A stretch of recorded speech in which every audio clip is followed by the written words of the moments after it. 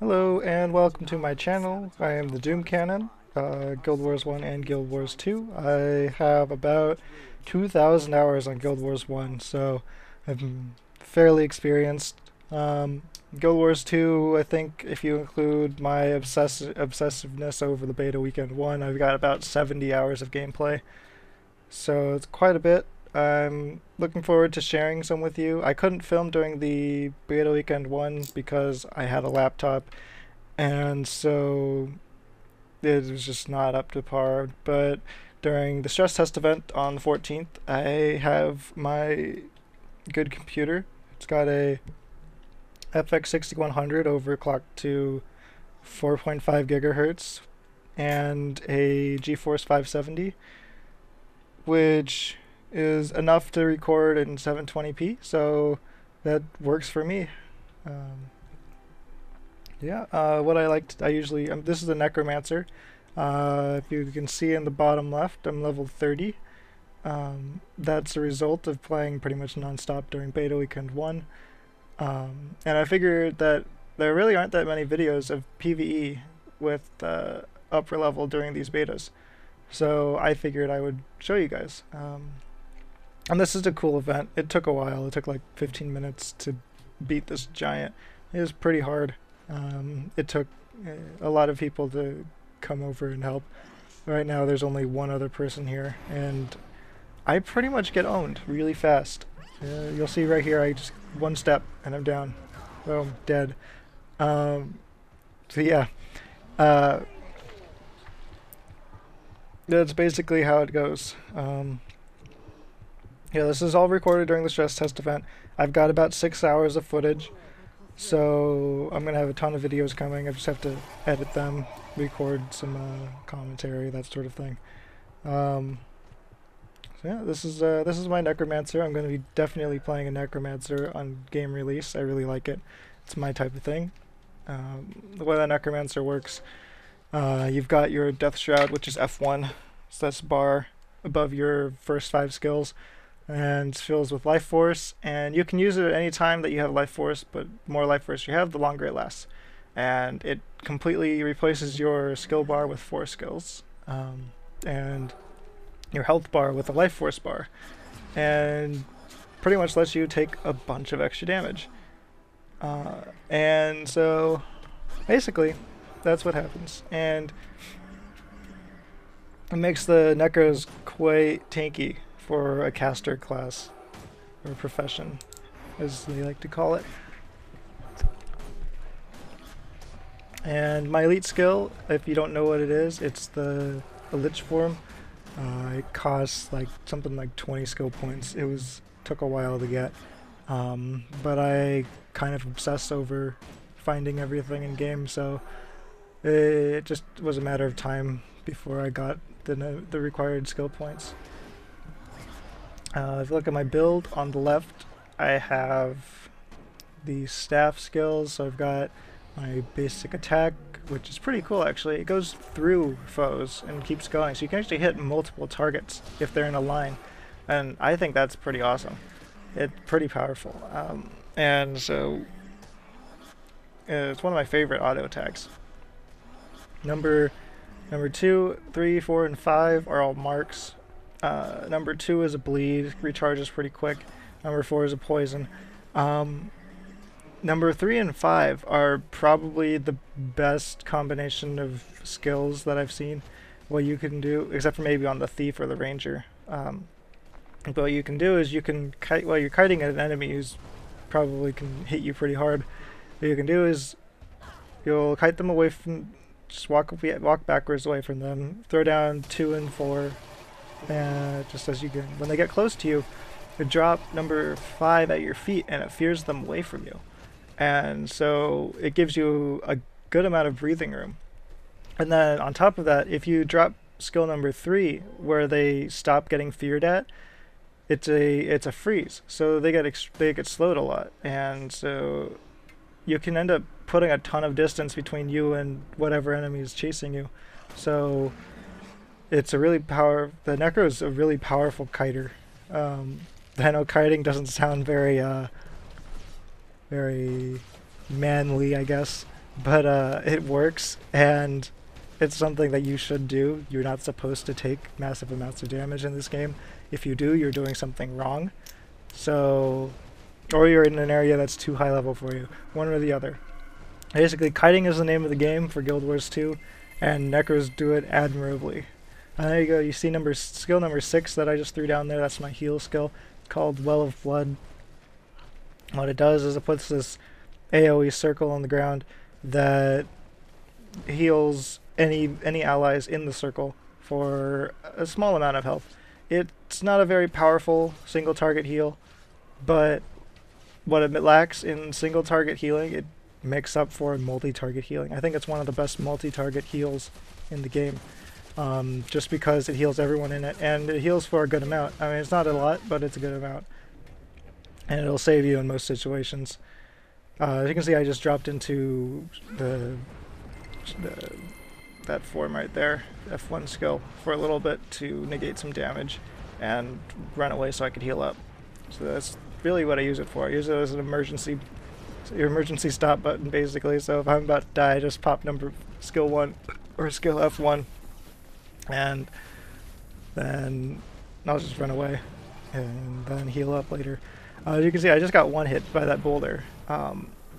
I did actually try to dodge out of the way of that. I saw that coming. You could see I kind of moved when it was coming at me, but it didn't actually dodge. I guess if you're reviving someone and you dodge, it doesn't actually do it. It just cancels your revive. So what you need to do is you need to cancel your revive by like moving around a little bit and then dodge, which is something I didn't know, and now I do, which is nice. I don't know if that's a bug or if that's just how the game is, or if it'll even be fixed. So that's that. As you can see, I'm going around and reviving people. I'm trying to revive just the player-controlled characters because, I mean, the NPCs, they're useful, but not that useful, and they're all dead really close to the guy, and he'll just one-shot me with a stomp if I get close to him. But yeah, usually NPCs are really helpful, but in this case, there's enough player-controlled characters now that it doesn't really make that much of a difference. Before, on the other hand, there were like 1 or 2 other player-controlled characters in the area, so it was pretty tough to go against this guy. I got downed and killed pretty fast, but now there's plenty of people to help out.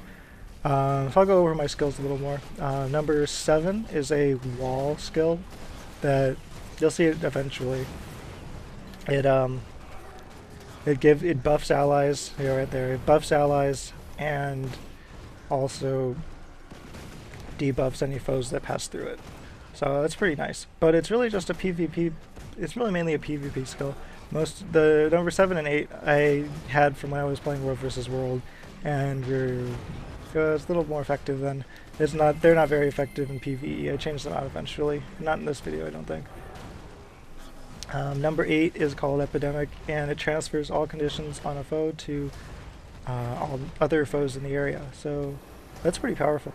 Yeah. I'll just point out that it's a really good PvP skill, but it's not very effective in PvE because the mobs you're going to go against in PvE are not very big. Unlike in World vs. World, where everybody's running around in a giant Zerg, in which case Epidemic is really powerful because all of those foes are going to get whatever conditions are on your target. So that's pretty powerful. Number 9 is called Well of Power, and what that does is it puts a well on the ground at your location that will every 2 seconds change a debuff into a buff, so a condition into a boon. And that's every 2 seconds for something like 8 seconds, I think. So, and that's for anybody in it, any allies in that well, which is pretty good. It's a really good skill to have just in PvE, PvE, World vs. World, whatever you want. It's just a good skill to have. You can see I just popped my Lich Form ultimate. Look how big that is.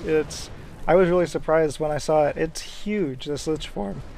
And the skills on it are really cool. Unfortunately, I had no clue how to use it during this fight, so I didn't really do anything, but it was really cool. I was kind of excited just to have this big giant lich run around. Um, yeah, I kind of figured it out later.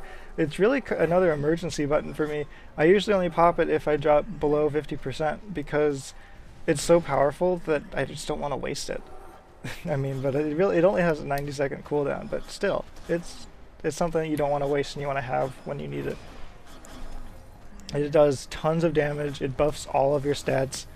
Well, it might not buff them directly, but it has stats of its own that are really high. The basic attacks do something like 500 damage or 400 damage. It's kind of crazy.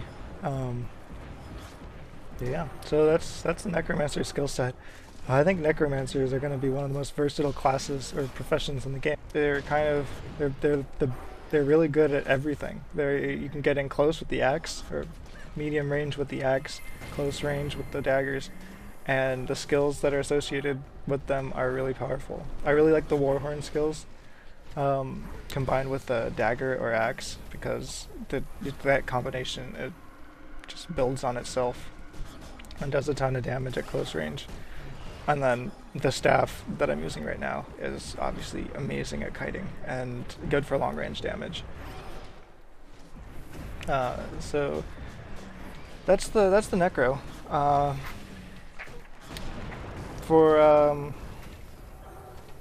Yeah, on release, I'm gonna play an Asura Necromancer. So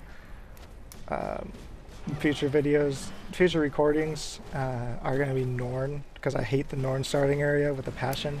So I'm just gonna play it entirely during the beta, so I don't really spoil anything else for myself.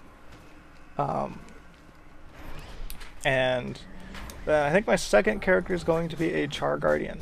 When I was playing during Beta Weekend 1, I had the fortune to play a Charr Guardian and equip a torch in my offhand. And it's either the 4 or 5 skill, I don't remember which, but it's like a fire breath.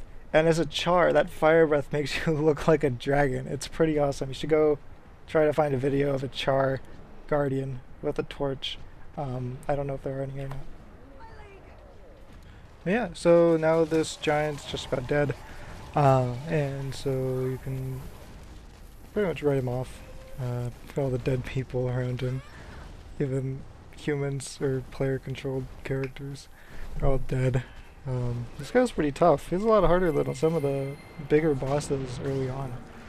This is just a dynamic event. It's pretty cool. I really like the dynamic event system in Guild Wars 2. So yeah, I'll leave you with this and let you watch out the rest of this. If you really like this video, you can subscribe. I've got a lot more videos to make, so keep your eyes out for them. I'll try to get one up every day. Still trying to learn how to use this video editing software, so bear with me. That's about it. Like and subscribe if you want to. And I'll see you later.